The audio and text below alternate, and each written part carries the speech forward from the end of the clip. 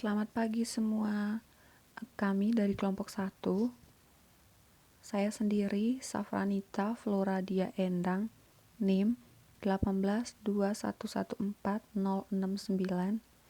Widya Pratama Yuliati, NIM 182114072, Theophilus Cahya Winanda 182114048, Yuliana Fatima Jenny 182114055, Delviana Satriawati 182114087, Devina Dwi Natalia 182114050, Christophorus Julio 182114102. Selamat pagi Bapak dan teman-teman. Kami dari kelompok 1 akan membahas tentang memahami strategi atau understanding strategis. Saya Yuliana Fatima Jenny, NIM 182114055. Di sini saya akan menjelaskan tentang tujuan atau goals.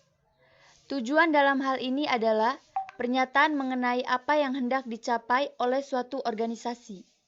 Tujuan merupakan hasil akhir dari proses perumusan strategi, sebagaimana telah disebutkan pada bab sebelumnya, bahwa perumusan strategi adalah proses memutuskan atas tujuan organisasi dan langkah-langkah yang diambil untuk mencapai tujuan tersebut.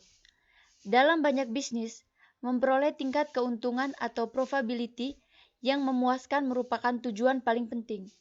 Namun ada juga yang hanya sekedar memperoleh pangsa pasar yang luas sebagai tujuan. Kemudian tingkat keuntungan. Tingkat keuntungan biasanya diungkapkan melalui rumus Return on Investment atau ROI dengan dua rasio. Rumusnya pendapatan dikurang biaya per pendapatan dikali pendapatan per investasi. Pada bentuk paling dasar dalam persamaan ini, investasi mencakup investasi yang dilakukan oleh pemegang saham yang terdiri dari hasil penerbitan saham ditambah laba ditahan. Satu tanggung jawab manajemen adalah menyeimbangkan antara dua sumber keuangan yakni hutang dan modal. Investasi pemegang saham adalah sejumlah pembiayaan yang tidak dipenuhi dari hutang. Namun, untuk bermacam-macam tujuan, sumber pembiayaan di sini tidak relevan. Dan investasi yang dimaksud adalah total modal dan total modal saham. Berikut maksimisasi nilai pemegang saham. Tujuan perusahaan yang berorientasi laba pada dasarnya adalah memaksimisasi nilai pemegang saham. Nilai pemegang saham dalam hal ini mengacu pada harga pasar saham perusahaan. Banyak yang meyakini bahwa laba yang memuaskan merupakan pernyataan yang lebih baik daripada memaksimisasi nilai pemegang saham dalam menyebutkan tujuan perusahaan. Satisficing merupakan istilah yang lebih tepat daripada maximizing untuk tiga tujuan berikut. Pertama, maximizing berimplikasi pada adanya suatu cara untuk menemukan nilai maksimum di mana suatu perusahaan bisa memperolehnya. Kedua, walaupun optimisasi nilai pemegang saham mungkin merupakan suatu tujuan, hal ini tidak berarti satu-satunya tujuan. Kebanyakan manajer ingin berperilaku menurut etika yang berlaku, dan kebanyakan merasakan kewajiban pada pemegang saham lain dalam suatu organisasi. Ketiga, nilai pemegang saham biasanya diseimbangkan dengan nilai pasar saham perusahaan. Tapi nilai pasar tidaklah merupakan ukuran akurat atas investasi yang dilakukan pemegang saham. Risiko. Tingkat laba yang diinginkan manajemen dipengaruhi oleh kemauan manajemen untuk menerima risiko. Tingkat kemauan di sini bervariasi, tergantung pada kepribadian masing-masing manajer.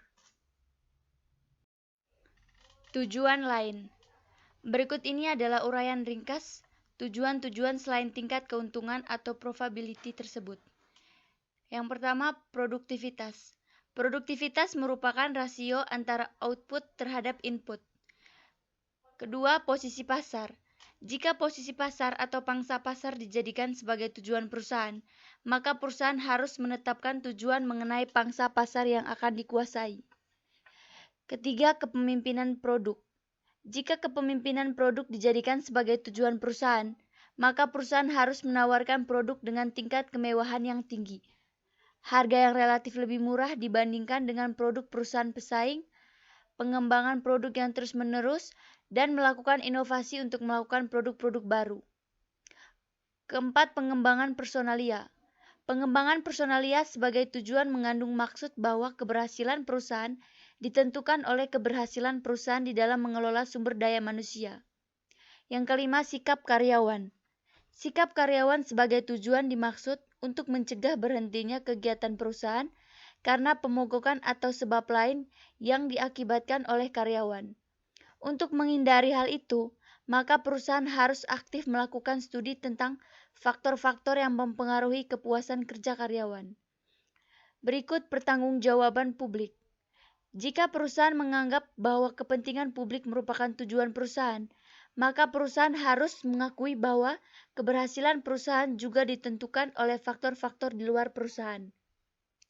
Kemudian keseimbangan antara sasaran jangka pendek dan jangka panjang. Dari tujuan-tujuan yang telah dibahas di atas, tentunya ada tujuan yang berdimensi jangka pendek maupun jangka panjang. Untuk menjaga kelangsungan hidup perusahaan, maka tujuan-tujuan yang ditetapkan harus seimbang antara jangka pendek dan jangka panjang. Tujuan organisasi nirlaba. Organisasi nirlaba tidak meletakkan tingkat keuntungan sebagai tujuan utama. Tujuan utama mereka adalah menyediakan jasa, pendidikan, pelayanan untuk rumah sakit, pembelaan hukum, dan lain-lain jasa. Keputusan-keputusan yang dibuat oleh manajemen mereka dimaksudkan untuk menghasilkan jasa sebaik mungkin dengan sumber daya yang tersedia, dan keberhasilan mereka diukur terutama dengan seberapa banyak jasa yang mereka berikan dan seberapa baik mereka memberikannya. Organisasi nirlaba juga mempunyai tujuan mencari laba, tetapi berbeda dengan tujuan mencari laba seperti halnya dengan organisasi bisnis. Saya Safranita Floradia Endang, NIM 182114069. Saya akan membahas konsep strategi. Semua perusahaan atau organisasi sangat membutuhkan strategi. Walaupun definisi berbeda satu sama lain, namun ada kesepakatan umum bahwa strategi mendeskripsikan arah umum yang akan dituju suatu organisasi untuk mencapai tujuannya. Setiap organisasi yang dikelola dengan baik mempunyai satu strategi atau lebih, walaupun mungkin tidak dinyatakan secara eksplisit. Menurut Ken R. Andre, strategi adalah suatu proses evaluasi kekuatan dan kelemahan yang ada pada perusahaan, yang dilakukan oleh eksekutif puncak, serta melihat kesempatan dan ancaman pada saat ini dan memutuskan strategi pemasaran suatu produk yang cocok dengan kesempatan yang ada pada lingkungannya. Bisa disimpulkan bahwa strategi adalah rencana-rencana untuk mencapai tujuan organisasi.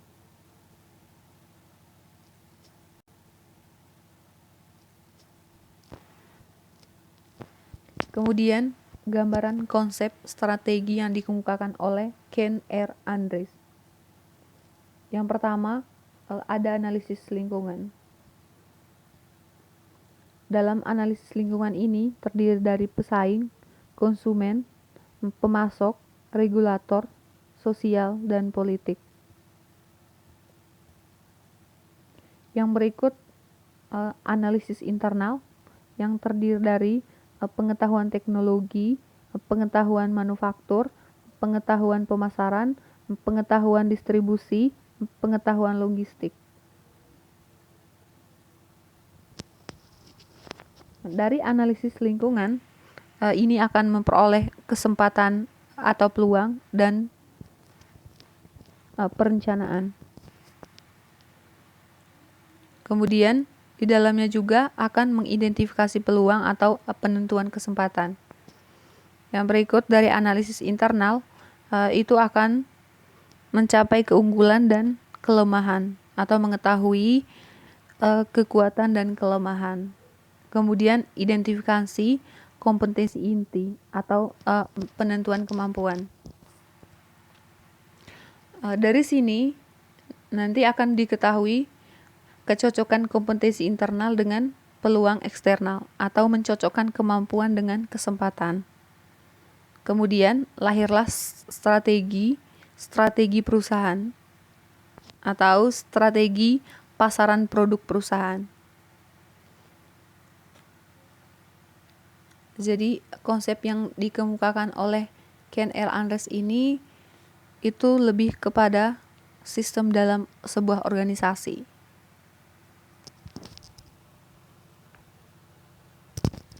Di mana di dalam sebuah perusahaan atau organisasi itu akan berproses bagaimana dari analisis lingkungan, analisis internalnya, hingga akan memperoleh strategi-strategi yang akan dipakai oleh perusahaan atau organisasi itu untuk mencapai tujuan-tujuan mereka.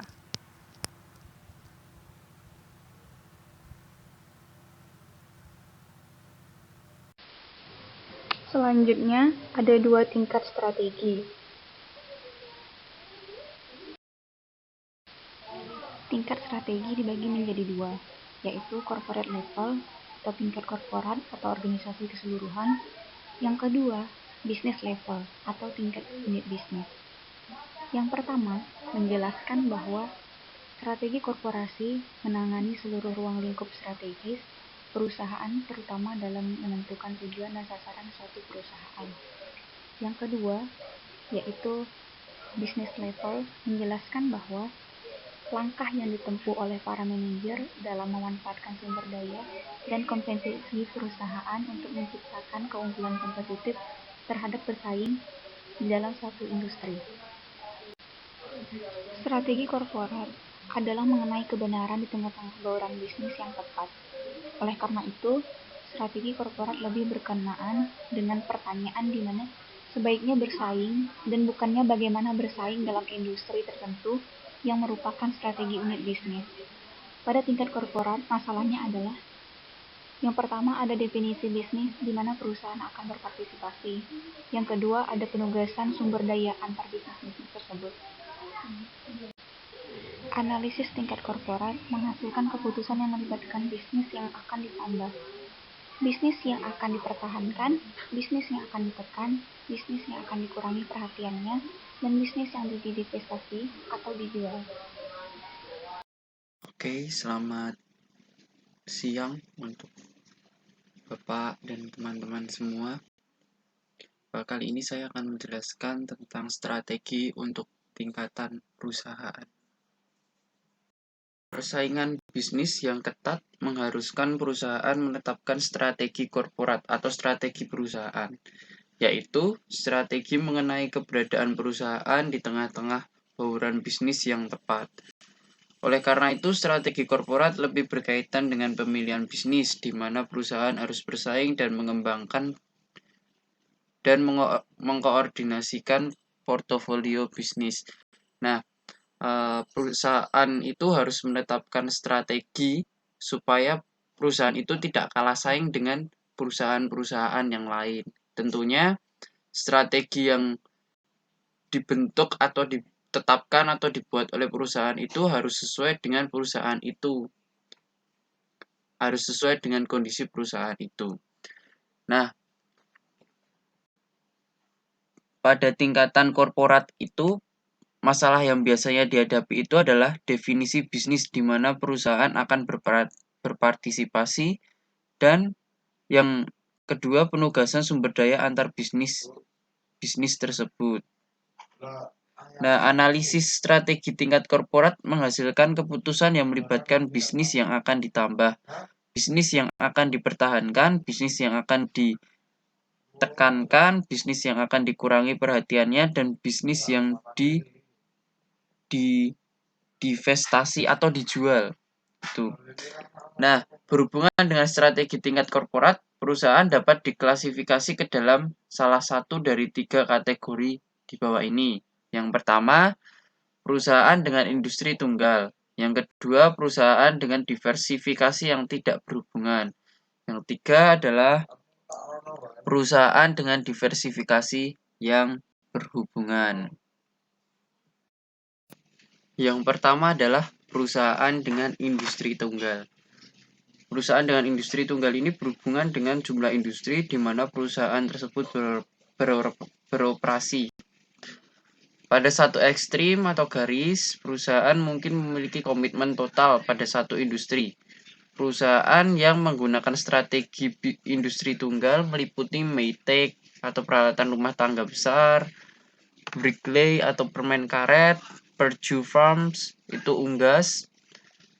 Nah, dalam perusahaan industri tunggal, perusahaan menggunakan kompetensi intinya untuk mencapai pertumbuhan dalam industri tersebut. Nah, misalnya kalau di perusahaan dengan industri tunggal itu bisa contoh lainnya adalah McDonald. Jadi McDonald ini contohnya McDonald, kompetisi intinya adalah dia di makanan ya, di makanan cepat saji dengan bahan olahan utama adalah ayam. Nah, itu oleh McDonald itu dia fokusnya ke kompetensi intinya yaitu di ayam gorengnya itu dikembangkan itu industri tunggal seperti itu. Yang kedua adalah perusahaan dengan diversifikasi yang tidak berhubungan. Mengacu pada hakikat hubungan sinergi operasi lintas unit bisnis, hal tersebut mengacu pada sinergi operasi linear bisnis yang didasarkan pada kompetensi inti dan pada pembagian sumber daya umum. Contohnya itu ada perusahaan Textron. Nah, perusahaan dengan diversifikasi yang tidak berhubungan itu dapat disebut dengan konglomerasi. Konglomerasi itu tumbuh khususnya melalui akuisisi. Contoh lainnya adalah Litton dan LiTV. Nah, perusahaan diversifikasi tidak berhubungan itu ada diversifikasi yang tidak memiliki kaitan yang erat dengan jenis bisnis sebelumnya. Alasan dari diversifikasi tidak berhubungan ini adalah terdapat keuntungan besar saat melakukan diversifikasinya. Seperti itu. Ketiga adalah perusahaan dengan diversifikasi yang berhubungan. Perusahaan yang beroperasi dalam sejumlah industri dan bisnisnya saling berhubungan satu sama lain melalui sinergi operasi disebut sebagai perusahaan dengan diversifikasi yang berhubungan. Salah satu perusahaan dengan diversifikasi yang berhubungan menciptakan sinergi operasi adalah dengan membuat dua atau lebih unit bisnis menggunakan sumber daya yang sama, seperti kekuatan penjualan, fasilitas manufaktur, dan fungsi perbekalan. Pemakaian sumber daya yang sama secara bersamaan dapat membantu perusahaan dalam memperoleh manfaat dari skala dan ruang lingkup ekonomi. Karakteristik kunci lainnya dari perusahaan dengan diversifikasi yang berhubungan adalah bahwa perusahaan-perusahaan tersebut memiliki kompetensi inti yang bermanfaat bagi banyak unit bisnis perusahaan. Diversifikasi ini merupakan diversifikasi usaha yang masih berhubungan dengan jenis usaha sebelumnya. Dengan diversifikasi ini memiliki keunggulan seperti kurangnya ketergantungan pada investasi bisnis tunggal yang mana oleh karenanya mengurangi resiko bisnis yang mungkin terjadi. Yang kedua, mengurangi biaya administrasi operasional. Biaya seperti jasa legal dan finance dapat disebar dalam jumlah bisnis yang berkaitan sehingga meringankan jika setiap bisnis harus menyerap semua biayanya sendiri.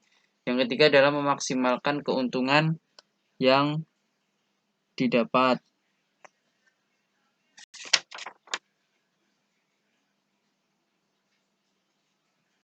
Kompetensi inti dan diversifikasi korporat. Kompetensi inti adalah kemampuan yang digunakan oleh perusahaan untuk mencapai kinerja yang lebih tinggi dan menambah nilai signifikan bagi pelanggan. Oleh karena itu, pertumbuhan berbasis kompetensi dan diversifikasi mempunyai potensi untuk berhasil.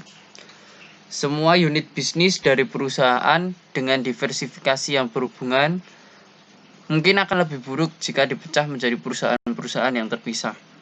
Hal ini karena perusahaan dengan diversifikasi yang berhubungan dapat mengeksploitasi sistem operasinya secara lintas unit bisnis. Salah satu contohnya adalah jika unit bisnis Honda. Honda itu kan ada sepeda motor, ada mobil, dan lain-lain. Bisnis itu misalnya bisnisnya itu dipisahkan menjadi perusahaan-perusahaan yang berdiri sendiri. Maka unit-unit bisnis itu akan kehilangan manfaat dari keahlian Honda dalam teknologi mesin kecil. Terus selanjutnya, perusahaan dengan diversifikasi yang tidak berhubungan, di lain pihak tidak memiliki sinergi operasi. Sebagian besar kegiatan usaha diversifikasi korporat yang gagal di masa lalu termasuk dalam jenis ini. Tetapi memang ada beberapa perusahaan yang memiliki profitabilitas yang tinggi. Selanjutnya adalah ikhtisar strategi korporat. Di bawah ini ada tabel yang membantu teman-teman dalam memahami perbedaan strategi tingkat korporat. Yang pertama ada perusahaan dengan industri tunggal.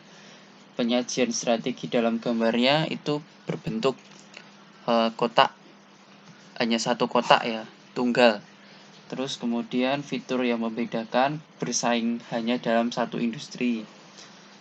Kemudian bersaing hanya dalam satu industrinya itu contohnya ada McDonald, ada Texas Air, ada Ford Motor. Terus kemudian ada perusahaan dan industri yang saling berhubungan. Di sini gambarnya ada 3 kotak yang saling terhubung, yang saling memberikan feedbacknya.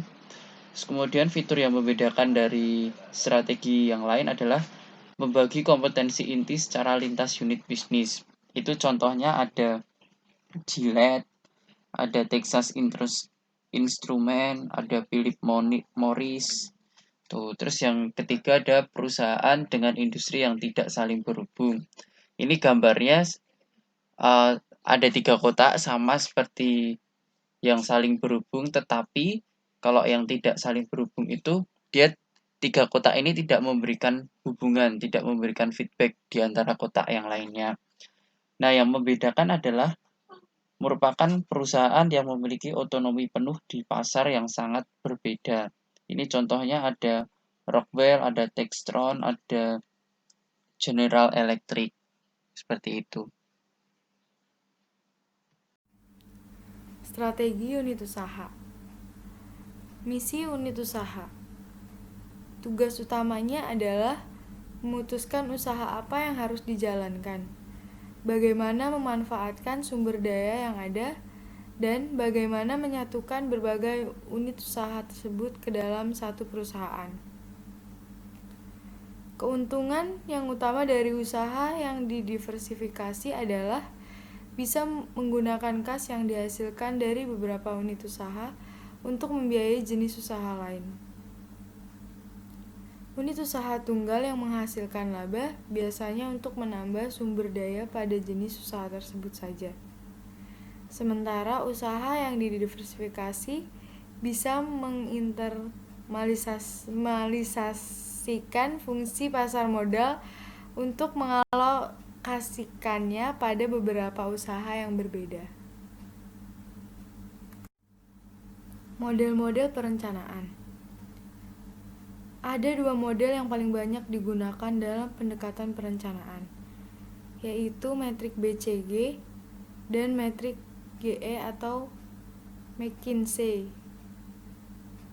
Walaupun berbeda dalam hal metodologi pembangunan misi, namun mempunyai kesamaan dalam hal misi yang harus dipilih dari berbagai alternatif, yaitu ada membangun, menahan, menuai hasil, dan penutupan usaha.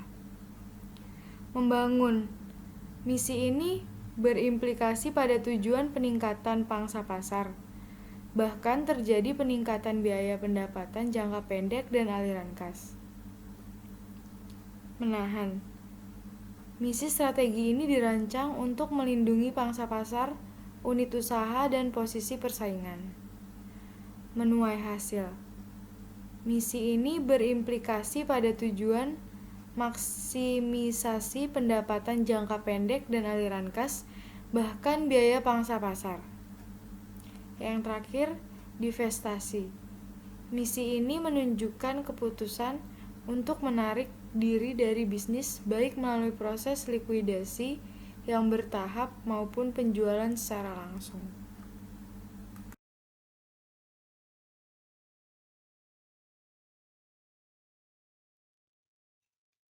Selanjutnya, tentang kurva pengalaman memiliki kekurangan-kekurangan berikut, yakni yang pertama, konsep yang terterapkan untuk produk yang tidak terdiferensiasi, di mana basis persaingan utamanya berdasarkan harga. Selanjutnya, dalam keadaan tertentu, perbaikan dalam teknologi proses produksi mungkin memiliki pengaruh yang lebih besar dalam hal pengurangan biaya per unit jumlah kumulatif biayanya. Selanjutnya, keinginan untuk mengurangi biaya memiliki akumulasi produksi produk yang standar akan mengakibatkan kerugian dalam hal fleksibilitas kedudukan pasar. Selanjutnya, komitmen terhadap konsep kurva pengalaman bisa jadi tidak menguntungkan jika teknologi baru muncul di industri tersebut. Selanjutnya, pengalaman tidak merupakan satu-satunya pemicu biaya atau cost driver. Pemicu lainnya adalah skala, cakupan, teknologi, dan kompleksitas. Selanjutnya, Boston Consulting Groups atau BCG menggunakan logika sebagai berikut. Yang pertama, margin laba dan perolehan kas meningkat seiring dengan peningkatan pangsa pasar relatif berkaitan dengan efek pengalaman. Selanjutnya, pertumbuhan pasar membutuhkan kas untuk modal kerja dan barangkali untuk menambah pabrik. Kebutuhan kas karenanya merupakan fungsi dari tingkat pertumbuhan pasar dan strategi pangsa pasar. Selanjutnya, beberapa unit kas yang akan mengatur dirinya sendiri terhadap kas. Beberapa akan membutuhkan lebih banyak kas daripada yang mampu dihasilkan. Sementara beberapa unit lain membutuhkan lebih banyak kas daripada yang mereka gunakan. Selanjutnya, seluruh aliran kas perusahaan harus diseimbangkan karena peran kantor pusat sangat diperlukan dalam memilih unit usaha awal yang harus diseimbangkan dengan kebutuhan kas perusahaan dan kemampuan memperoleh kas ditambah dengan pembiayaan dari luar. Selanjutnya, 5 model kekuatan Porter. Yang pertama, intensitas persaingan di antara persaingan yang ada. Yang kedua, kekuatan menawar pembeli. Yang ketiga, kekuatan menawar pemasok. Yang keempat, ancaman dari produk pengganti. Dan yang terakhir, ancaman dari pesaing baru.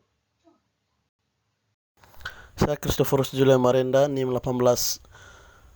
1821140102, akan melanjutkan pembahasan mengenai topik memahami strategis. Pada kesempatan ini saya akan mengaitkan dengan contoh kasus yang akan kami angkat, yakni mengenai perusahaan PT Isuzu Astra Motor Indonesia atau yang selanjutnya kami akan sebut sebagai PT IAMI. Yang pertama, inti kasus. Inti kasus yang akan kami angkat yang pertama, PT Isuzu Astra Motor Indonesia menerapkan strategi baru dalam menghadapi pandemi COVID-19. Nah, di sini PT IAMI berusaha atau berupaya untuk merubah strategi dari sebelumnya pada saat keadaan kondisi masih normal yang kemudian disesuaikan dengan situasi yang diakibatkan karena pandemi COVID-19. Yang kedua, menerapkan dua cara atau dua strategi dalam menghadapi situasi saat ini, yakni defensive mode atau cara bertahan dan offensive mode. Yang ketiga, PT IAMI atau PT Isuzu Astra Motor Indonesia secara ketat merencanakan biaya yang disiplin dan berfokus pada arus kas manajemen agar terhindar dari resesi. Artinya bahwa PT IAMI sendiri berusaha untuk melakukan pengetatan terhadap biaya yang keluar dan biaya yang masuk. Yang keempat, perusahaan juga secara intens menjalin komunikasi serta memberikan informasi ke seluruh pemangku kepentingan termasuk para vendor Isuzu. Dan yang kelima, adapun kinerja penjualan PT Isuzu Astra Motor Indonesia tak luput dari dampak pandemi. Artinya bahwa penjualan retail Isuzu sepanjang Januari sampai Mei 2020 atau sepanjang periode terjadinya pandemi COVID-19 mengalami penurunan dibandingkan pada periode sebelumnya. Hal ini mungkin wajar mengingat konsumen atau para pembeli dari PT IAMI takut keluar yang diakibatkan karena adanya pandemi COVID-19. Yang berikutnya, dua strategi Isuzu hadapi pandemi COVID-19. Yang pertama, defensive mode. Dalam strategi ini, PT Astra atau PT IAMI Indonesia berusaha supaya perusahaan tetap bertahan atau tetap melakukan proses bisnisnya di tengah badai COVID-19. Sehingga perusahaan berkomitmen untuk menjalankan protokol kesehatan yang ketat bagi seluruh karyawan dan ketika melayani konsumen. Yang kedua, strategi offensive mode. Nah, dalam strategi ini, PT IAMI mempersiapkan diri secara matang dalam menghadapi fase adaptasi kebiasaan baru atau new normal. Artinya bahwa dengan strategi ini, PT IAMI membiasakan diri dengan keadaan atau kondisi sosial yang sedang berkembang dalam masyarakat. Sehingga PT IAMI berfokus pada dua hal, yakni strategi rebound dan reimagine. Strategi rebound sendiri diimplementasikan IAMI dengan memetakan kembali segmentasi pasar dan fokus pada segmen tersebut. Di samping itu, perusahaan juga siap mengembangkan organisasi dan operasional yang fleksibel, serta membangun kesiapan rantai pasokan. Sementara dari sisi reimagine, perusahaan akan melakukan pendekatan kerja yang gesit, sekaligus mempertajam intelijensi pasar. Hal ini dilakukan dengan mengakselerasi aktivitas multi-channel dalam pemasaran dan layanan penjualan. Nah, di sini, walaupun dalam kondisi yang tidak memungkinkan, PT IAMI melalui strategi sisi reimagine tetap berusaha untuk mempertajam intelijensi pemasaran melalui divisi marketing. Yang berikutnya, analisis kasus. Ditelisik lebih jauh, menurut kelompok kami bahwa kasus di atas merupakan salah satu contoh penerapan sebuah konsep strategi dalam sebuah perusahaan. Artinya bahwa di sini PT IAMI adalah salah satu dari sekian perusahaan yang sedang menghadapi masalah adanya gangguan dalam proses bisnis yang diakibatkan karena pandemi COVID-19. Oleh karena itu, IAMI kemudian bergerak cepat untuk merubah strategi bisnis dari sebelumnya ke model yang sekarang dengan tolok ukur utama disesuaikan dengan kondisi dan situasi akibat adanya pandemi COVID-19. Maka kemudian kita bisa melihat bahwa PT IAMI memunculkan atau mengeluarkan strategi baru yang terdiri dari dua, yaitu strategi defensive mode atau cara bertahan dan strategi offensive mode. Penerapan konsep strategi sendiri dalam perusahaan adalah sebuah langkah yang ditempuh untuk memastikan bahwa tujuan awal atau visi dan misi perusahaan tetap tercapai apapun situasi dan kondisi yang sedang dialami. Maka, model dan konsep seperti inilah yang coba diimplementasikan oleh IAMI dalam merancang konsep strategi perusahaan. Dari dua strategi perusahaan yang baru yang sudah kami sebutkan pada penjelasan sebelumnya, kami berpikir bahwa IAMI menerapkan model strategi tingkat korporat dalam merancang strategi yang baru di tengah pandemi COVID-19. Alasannya, pertama, analisis strategi tingkat korporat menghasilkan keputusan yang melibatkan bisnis yang akan ditambah, bisnis yang akan dikurangi, dan bisnis yang akan dipertahankan, bisnis yang ditekankan, dan bisnis yang mungkin diinvestasi atau dijual. Kurang lebih, konsep seperti inilah yang coba dilakukan IAMI di tengah pandemi ini, dengan hasil analisis bahwa bisnis penjualan retail harus ditekankan dan ditambah lagi, karena mengalami penurunan akibat adanya pandemi COVID-19.